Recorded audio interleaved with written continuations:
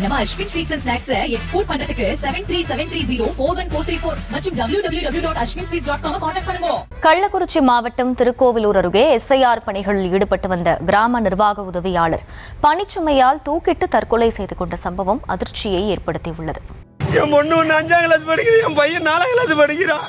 எங்களுக்குன்னு யார் இருக்கா? எங்கள் 4 பேர் தான் நாங்கள் ஒரு குடும்பம். என்னை விட்டு அது போச்சு. இப்போ நான் 2 பிள்ளைங்களை வச்சு நான் தான் பார்க்கணும். யார் என்ன கோரிக்கை கொடுத்து யார் என்ன செய்ய போறா? தாயின் இறப்பை கூட அறிந்து கொள்ள முடியாத சின்னஞ்சிறு பிள்ளைகளையும் உயிருக்கு உயிராய் நேசித்த தன்னையும் விட்டு சென்ற மனைவியை எண்ணி இந்த நபர் சிந்தும் ஒவ்வொரு துளி கண்ணீருக்கும் தேர்தல் ஆணையமே பொறுப்பு என்றால் அது மிகையாகாது.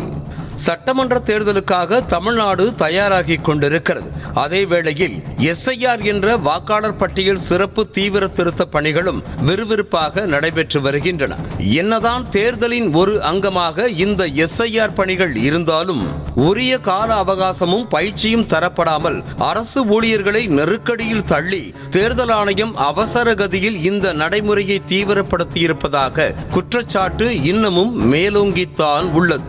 அதற்கு உதாரணமாக ஒரு உயிரும் பறிபோயிருப்பதுதான் வேதனையின் உச்சம்.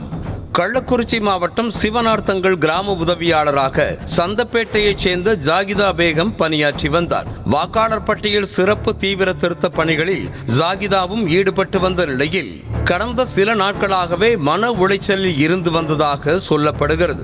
தான் பணி செய்யும் சிவனார்த்தங்கல் கிராமத்தில் 800 வாக்காளர்களுக்கான படிவம் தரப்பட்டிருக்கும் நிலையில் 80க்கும் குறைவான படிவங்களை மட்டுமே விநியோகித்து பூர்த்தி செய்து திரும்ப பெற்றதாக சொல்லப்படுகிறது.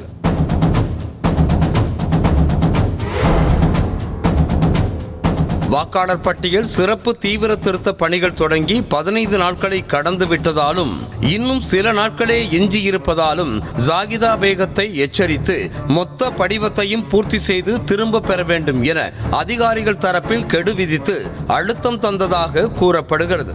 அதிகாரிகள் மட்டுமின்றி சில அரசியல் கட்சிகளைச் சேர்ந்த புள்ளிகளும் டார்ச்சர் செய்ததாக குற்றம் சாட்டப்படுகிறது.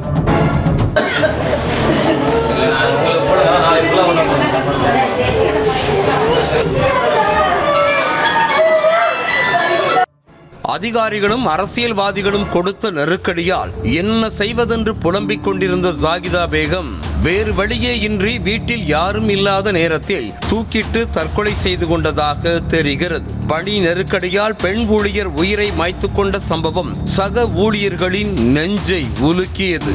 மதியம் வரை தங்களோடு பணிபுரிந்த ஜாகிதா இப்படி உயிரற்ற சடலமாய் இருப்பதைக் கண்டு சக ஊழியர்கள் மருத்துவமனையில் கண்ணீர் விட்டு அழுதனர்.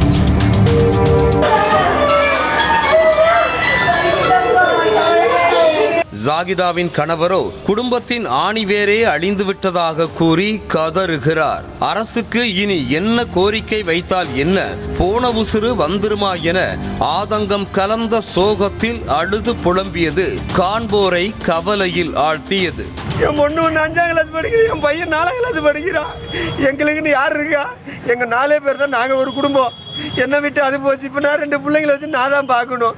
யார் என்ன கோரிக்கை கொடுத்து யார் என்ன செய்ய போறா?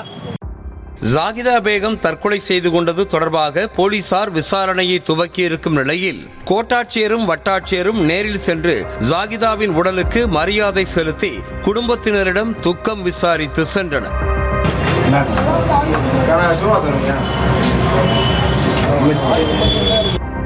சொல்ல முடியாத வேதனைகளையும் மன உளைச்சலையும் வெளிக்காட்டாமல் உள்ளுக்குள் வைத்தே புழுங்கிக் கொண்டிருக்கும் இன்னும் எத்தனையோ பணியாளர்கள் பல்லை கடித்து கொண்டு எஸ்ஐஆர் பணிகளை மேற்கொண்டு வருவதாக சொல்லப்படுகிறது. இதனை கருத்தில் கொண்டு அடுத்து ஒரு உயிர் போவதற்குள் கால அவகாசத்தையும் உரிய பயிற்சியையும் வழங்க நடவடிக்கை எடுக்க வேண்டும் என்ற கோரிக்கை வலுத்திருக்கிறது. நியூஸ் தமிழ் செய்திகளுக்காக செய்தியாளர் ஜனார்தனன். நம்ம Ashwin sweets and snacks export பண்றதுக்கு 7373041434 மற்றும் www.ashwinsweets.com கான்டாக்ட் பண்ணுங்க.